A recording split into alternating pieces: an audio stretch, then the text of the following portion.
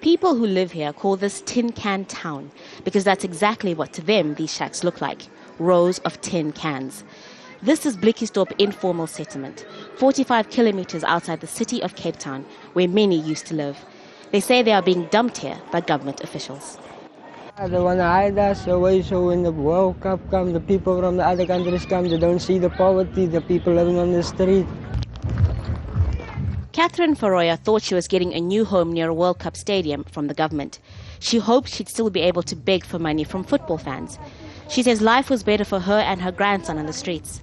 Here, 4 families share one toilet. They don't make effort to give the people houses. Must they stay there for 10 years here? That is not right. We are people, human beings. We are not animals. Cape Town officials say this is temporary accommodation for the homeless to keep them warm during winter. They're adamant the timing of their removal is just a coincidence. There are 220 informal settlements in Cape Town with poor people.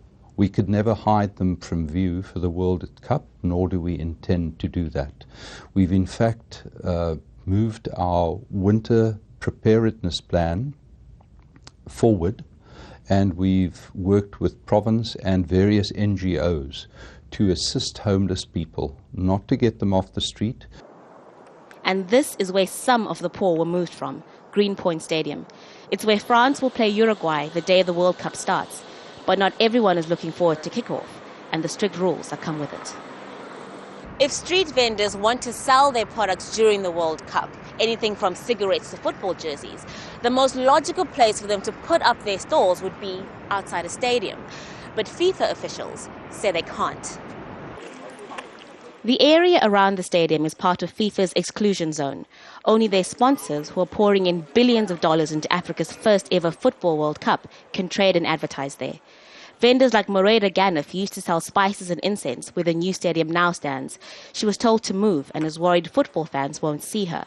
Moreda's afraid she could lose money. They are just throwing us wherever they like and they don't care about us. You see, we've got to move. It's just go. And we don't need you here.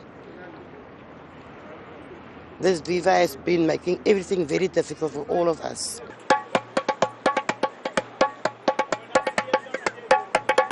Traders hoping to sell Africa's products to the world have to make alternative plans. Football games in South Africa have always been good business for street sellers, but this time round, it could be a tough sell. Haru, Mutasa, Jazeera, Cape Town, South Africa.